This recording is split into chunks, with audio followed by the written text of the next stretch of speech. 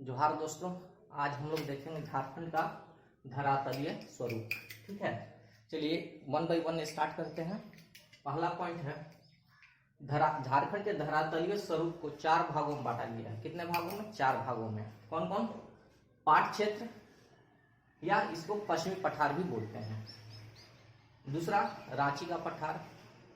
तीसरा हजारीबाग पठार। हजारीबाग पठार पुनः 2 भागों में बांटा जाता है, ऊपरी हजारीबाग पठार और निचला हजारीबाग पठार। ठीक है, और चौथा हो गया निचली नदी घाटी एवं मैदानी क्षेत्र। वन बाय वन सब देखते हैं एक एक करके। पहला पाट क्षेत्र, जिसको पश्चिमी पठार भी बोला जाता है। ठीक है, पाट क्षेत्र का शाब्दिक अर्थ होता है समतल जमीन। क्या होता है? पाट क्षेत्र का शाब्दिक अर्थ क्या होता है? समतल जमीन। ये जेएसएससी के एग्जाम में ये पूछा गया क्वेश्चन है। ठीक है, नेक्स्ट पॉइंट देखते हैं। इसका विस्तार रांची जिले के उत्तर पश्चिम भाग से लेकर पलामू के दक्षिणी छोर तक स्थित है। ठीक है, कहां से? रांची जिले के उत्तर पश्चिम भाग से लेकर पलामू के दक्षिणी छोर तक स्थित है। ठीक है, यह भूभाग त्रिभुजाकार है। कैसा है? इसका आकार कैसा है? त्रिभुजाकार है, जिसका आधार उत्तर में तथा शीर्ष दक्षिण में है। कहने का अर्थ हुआ इसका आकार इस टाइप से, ट्रायंगल टाइप से, जिसका आधार इस टाइप से है, ट्रायंगल। ठीक है, चलिए नेक्स्ट पॉइंट देखते हैं। पाट क्षेत्र समुद्र तल से 900 मीटर की ऊंचाई पर है। कितना? औसत ऊंचाई कितना है? 900 मीटर। पाट क्षेत्र का औसत ऊंचाई कितना है? 900 मीटर। नेक्स्ट पॉइंट देखते हैं। इस क्षेत्र के ऊपरी भाग को टाड़ कहते हैं एवं निचला भाग को दोन कहते हैं। ऊपरी भाग को क्या कहते हैं? टाड़, और निचला भाग को दोन कहते हैं। प्रमुख पाट है जिसमें नेतरहाट और गणेशपुर पाट। नेतरहाट का ऊंचाई है 1180 मीटर और गणेशपुर पाट का है 1171 मीटर। ठीक है, इस पाठ में प्रमुख पहाड़ियां हैं, जिसमें कि सानू एवं सराव पहाड़ी प्रमुख है। इस क्षेत्र से उत्तरी कोयल, शंख आदि नदियों का उद्गम स्थल हुआ है। किस किस का? उत्तरी कोयल, शंख आदि का उद्गम स्थल है नदियों का। इस क्षेत्र में, पाट क्षेत्र में ही बारहवें का मैदान है, 12वें का मैदान है।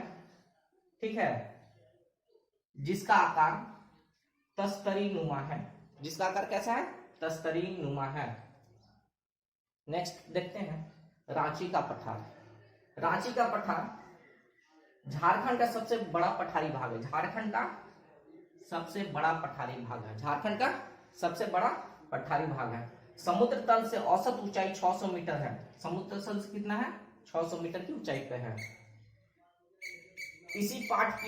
इस पठार की आकृति लगभग चौरस है। कैसा है? चौरस है। ठीक है, ढाल होने के कारण झरनों एवं जलप्रपात का निर्माण होता है। ढाल होने के कारण क्या होता है? झरनों और जलप्रपात का निर्माण होता है। प्रमुख जलप्रपात देख लेते हैं, जैसे बूढ़ा घाट, जिसका ऊंचाई 137 मीटर है। हुंड्रू जलप्रपात, जिसकी ऊंचाई 98 मीटर है, आदि। तीसरा देखेंगे हजारीबाग पठार। हजारीबाग पठार को 2 भाग में बांटा गया है, ऊपरी हजारीबाग पठार और निचला हजारीबाग पठार। ऊपरी हजारीबाग पठार का औसत ऊंचाई 600 मीटर है। कितना है? 600 मीटर है। नेक्स्ट देखते हैं निचला हजारीबाग पठार। हजारीबाग के उत्तरी भाग को निचला हजारीबाग पठार कहते हैं। समुद्र तल से 450 मीटर की ऊंचाई पर है। कितना है? 450 मीटर की ऊंचाई पर है। ठीक है, चलिए नेक्स्ट देखते हैं। इसी क्षेत्र में गिरिडीह के पठार पर, इसी क्षेत्र में, यहां से बहुत सारे क्वेश्चन निकल के आते हैं इस पॉइंट से। इसी क्षेत्र में गिरिडीह के पठार पर बराकर नदी घाटी के निकट पारसनाथ की पहाड़ी स्थित है। इसमें से क्वेश्चन पूछेगा बराकर नदी कहाँ स्थित है, तो गिरिडीह के पठार। और पारसनाथ पहाड़ी कहाँ स्थित है, तो गिरिडीह में स्थित है। ठीक है, यहां से इस टाइप से क्वेश्चन पूछा जा सकता है। नेक्स्ट देखते हैं नेक्स्ट पॉइंट। जिसकी ऊंचाई यानी पारसनाथ की पहाड़ी की ऊंचाई 1365 मीटर है। कितना है? 1365 मीटर है। पारसनाथ पहाड़ी की सबसे ऊंची चोटी समेत शिखर है। कौन सा है? समेत शिखर। पारसनाथ पहाड़ी की सबसे ऊंची चोटी कौन सा है? समेत शिखर। यह अत्यंत कठोर पायरोक्सिन ग्रेनाइट से निर्मित है। किससे? पायरोक्सिन ग्रेनाइट से निर्मित है। यह भी इंपॉर्टेंट क्वेश्चन पूछा जा सकता है। ठीक है, नेक्स्ट पॉइंट देखते हैं, निचली नदी घाटी एवं मैदानी क्षेत्र। ठीक है, यह भाग असमान नदी घाटी एवं मैदानी क्षेत्रों से मिलकर बना है। असमान नदी घाटी एवं मैदानी क्षेत्रों से मिलकर बना है। समुद्र तल से लगभग 150 से 300 मीटर की ऊंचाई पर है। इस क्षेत्र में राजमहल की पहाड़ी स्थित है। इस क्षेत्र में राजमहल की पहाड़ी स्थित है। इस क्षेत्र में राजमहल की पहाड़ी स्थित है जो कैमूर बिहार के पहाड़ी क्षेत्र तक विस्तृत है। नुकीली पहाड़ियों को नुकीली पहाड़ियों क्या कहते हैं? टोंगरी कहते हैं।